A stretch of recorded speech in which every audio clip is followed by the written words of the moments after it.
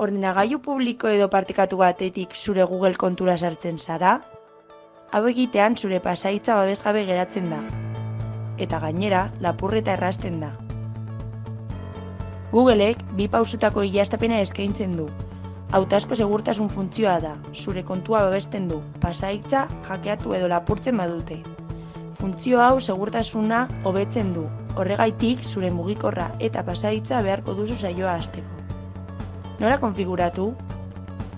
Hasteko, goiko partean dagoen laukiari klikatu eta kontua aukeran sakatu.